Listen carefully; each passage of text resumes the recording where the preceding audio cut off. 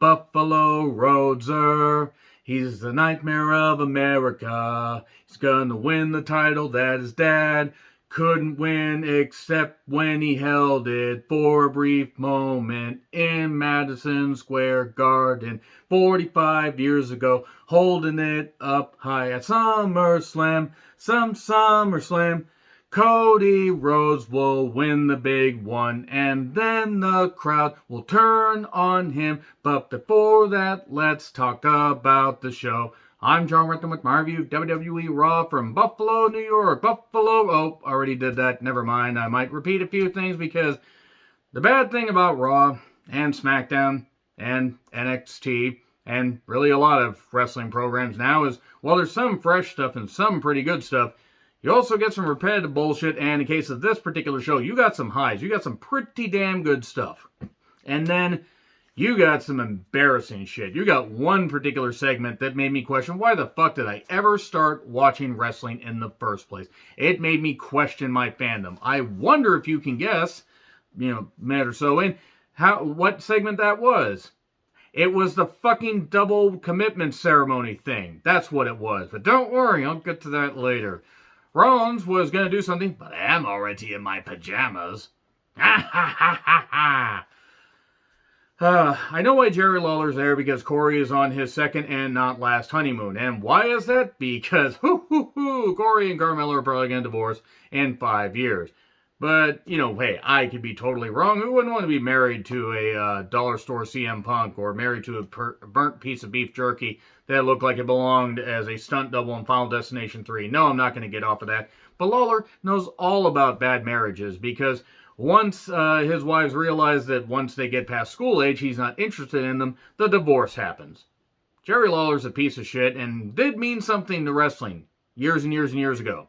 He was great in Memphis, did some cool stuff in the AWA. He was a big star. Stuff with Andy Kaufman still holds up to this day. I ain't going to take away what Lawler did in his career. He made a lot of fucking money and did it in one particular place, even though he made shots here and there.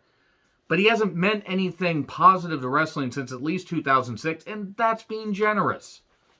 He's just a fucking drunk uncle, a drunkle as it were, that's just making goddamn, bad jokes on commentary. And they could have had Jimmy and Byron just be the commentators. They could have had the occasional, guest wrestler to put over a match that's going to be having at WrestleMania Backlash. Anyway, Rollins calls out Cody, all the pyro, and all the huge throbbing adulation all over Cody. Not the only time that somebody came all over another man. More on Veer later. Cody sucks egg sign. I believe that I believe it was Dusty sucks eggs, and I think Terry Funk did that. I believe Terry Funk was the one that had that. I could be confused. Cody then says, Buffalo is Rhodes country. The crowd is going to absolutely turn on him after SummerSlam. It's going to happen. Hey, at least he doesn't have an entourage. He has the focus on him. No Arn, all due respect to Arn. No Brandy, no respect to Brandy as an in-ring performer. She doesn't belong there. She needs to remember where she should stay, and that's elsewhere. Stay the fuck away from wrestling. Stop. Don't do this anymore. We don't want you, or at least most fans don't. I'm not going to gatekeep, but if you want Brandy Rhodes back on a wrestling program, good for you. I just wonder why. Loud Cody chants. They go back and forth. Rollins says, I made you a star in one night. And then basically says, I'm a bigger star than you because I've been to the mountaintop. I've mounted her top. Wait. And Cody says, well, that's true, but let's ask the people. All this. And this went a bit long, and Rollins is going to have a spam-picked opponent for Cody by the end of the night. There you go. Spam. Ever had spam? I want to know what you guys thought of spam. Stuff posing as meat, as I called it. Spam actually wasn't that bad. Apparently it's really popular in Hawaii. I've never been to Hawaii, so I don't know. So, Naomi and Sasha make their entrance, and then Rhea and Liv. Liv is out there first, clapping and dancing around everything. Stop thinking about it, Kier. I know you're thinking about it. You're thinking about it. You can't play innocent here. Stop it. Get some help. I do wonder what Rhea would do, how hard Rhea stomps behind closed doors. But that's enough. Because, Kier, you need to stop it. This is about you. Get some help. Also, it's a women's tag title match. A jump start. Liv got tag teamed by 2 women on camera again. That's mean. Sasha just got racked on the barricade. Just, man, old ouch. She's only like 100 pounds. I mean, not, she's only like 100 pounds. She got hurt bad. That was a great sell. There was some good action here, but there was one very obvious, badly timed near fall. And then a miscommunication where Rhea ended up getting pinned. Rhea was the one that got topped by another woman. Gasp. Even sometimes the best tops can be bottoms. So then there's a disagreement, and Rhea then just hauls off and just fists and pounds Liv from behind, and then from the front, she just takes turns fisting and pounding her and everything. I usually have to go to a different kind of website to see action like this, and she owes nobody an explanation. And also, I made note of goddamn that ass on Rhea. I can't help it. She's freaking goddess. So, anyway, Sonya is fired up. She makes her entrance, by the way. Sonya had made her entrance, and then they went back and did the whole thing with Rhea. She explains herself and how she's, been looking for her opportunity. She had to work her way back into being an authority figure, this kind of stuff, and work her way back to being an active competitor. And that here's Bianca. And Sonya warns her that there will be repercussions if she fingers her. I think I heard that right, but my mind might have been elsewhere. Next week in Knoxville, Bianca's hometown. Could they actually have a talent win in their hometown? Well, Bianca tries to get her with the KOD, but then Sonya says, put me down. Ah, help. She just had her hand right up her hoo-hoo right there, but she didn't quite have her there, but very, very close. She was almost ready to snatch and hit the KOD right there. Ah, you look like a boxer, don't you, sir? So anyway, she drops her, and then Sonya's all upset. She's like, I want to find Libby and all this. But first, we have to see Veer come all over a guy named Jeff.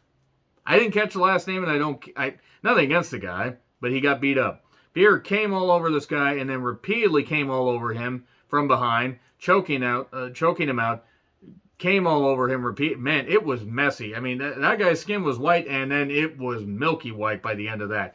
And I'm going to keep talking about how much Veer comes, because I'm just going to make this as gross as possible at this point.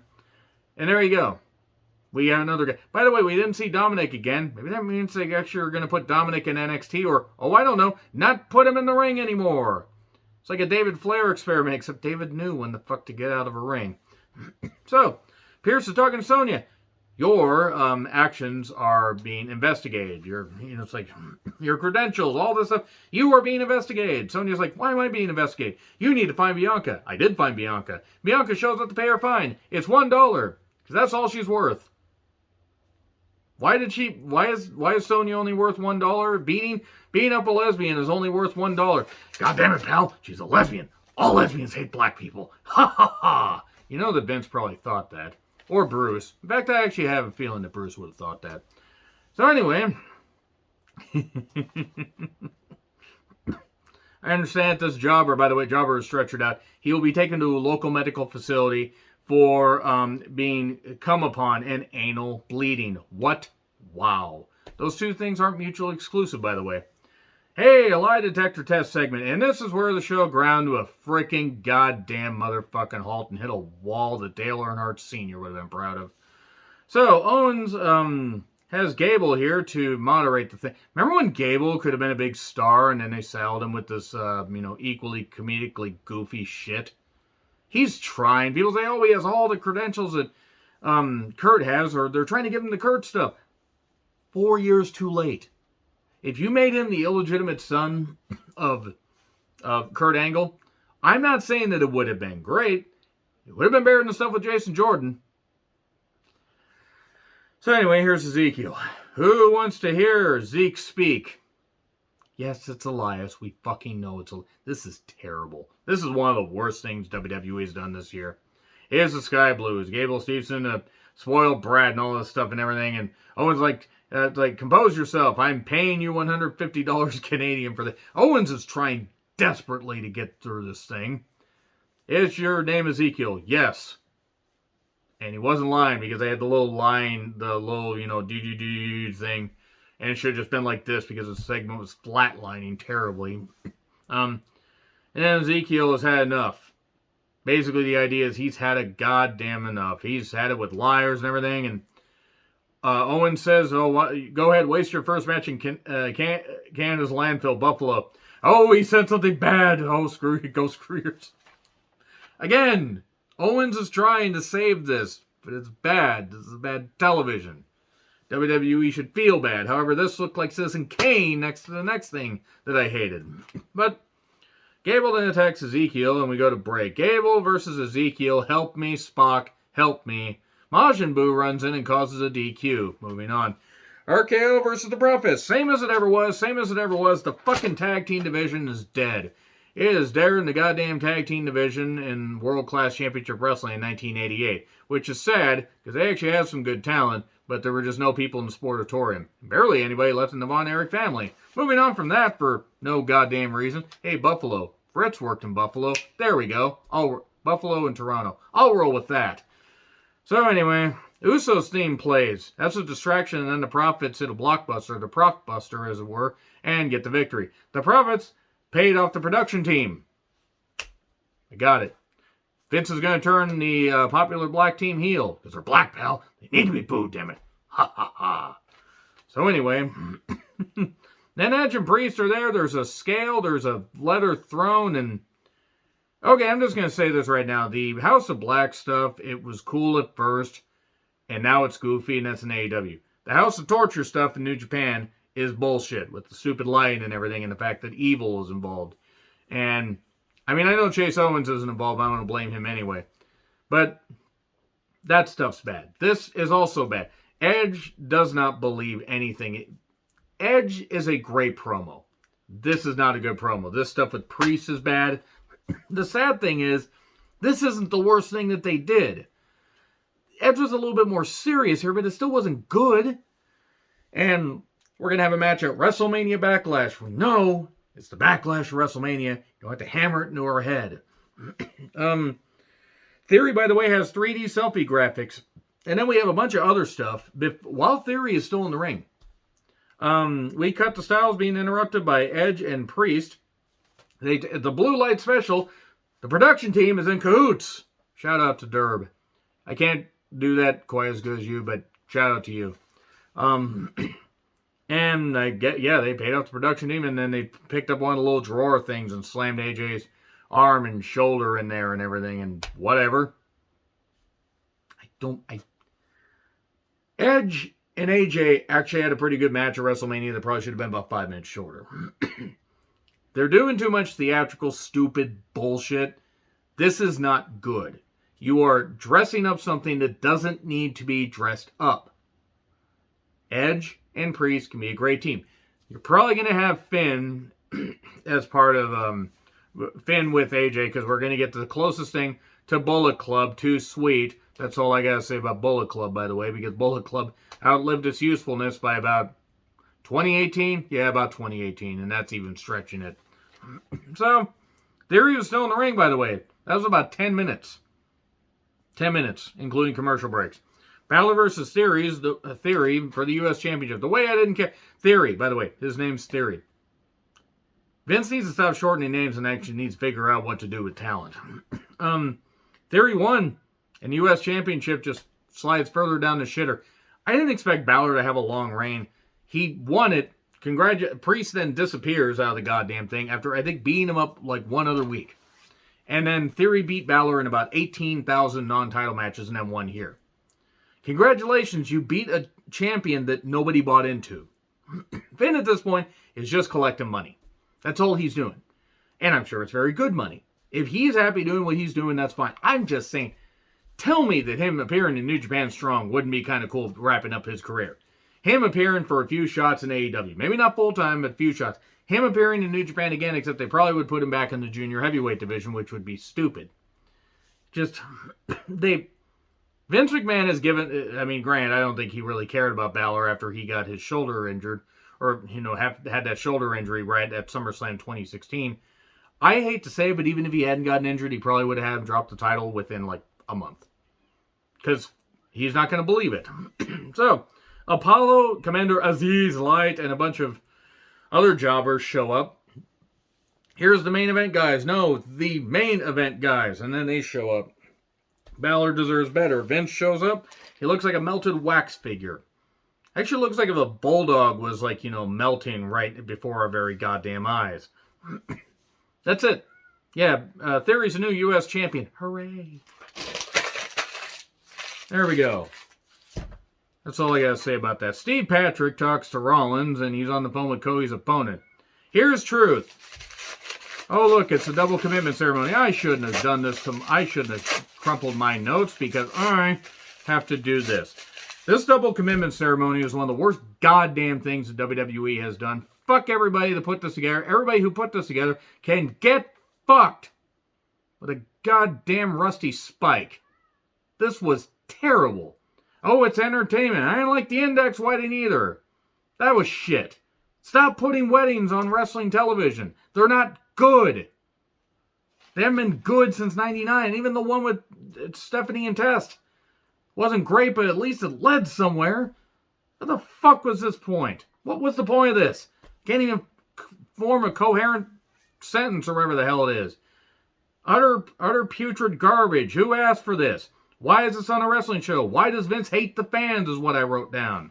The fans want this thing to death, which was appropriate. This is one time where I would have been happy with them just taking over the whole thing, just wetting it to the point that they just ended the segment. This was embarrassing. By the way, then they do a switcheroo oopsie doodle doodle instead of Tozawa and Tamina. She then goes and gets Reggie and then switches them and everything. It's like, I'm seeing double 4 Crusties. And then they tease a whole thing with Dana and Tamina, and Truth says, I don't think that's PG. And people were up in arms because, they're knocking same-sex couples. No, it's just WWE. It's supposed to be PG programming. That's why Truth said it. I don't think Truth was trying to be mean. Nothing wrong with same-sex couples as long as you're all consenting adults and not groomers and idiots. Like some of the people on the WWE, AEW, New Japan rosters. Get those fucking groomers out of here. Moving on. Yeah, everybody can get fucked in this. By the way, title switches and Dana jumps on Truth's back and leaves. This is 12 minutes of cable TV that did not need to happen.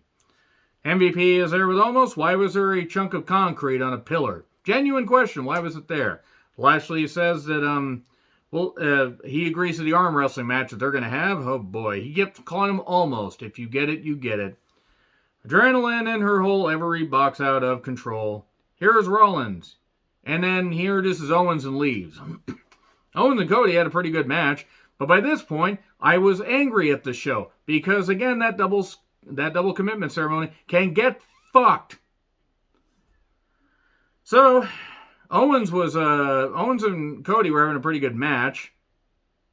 Too bad that the double commitment ceremony again happened, which everybody can get fucked.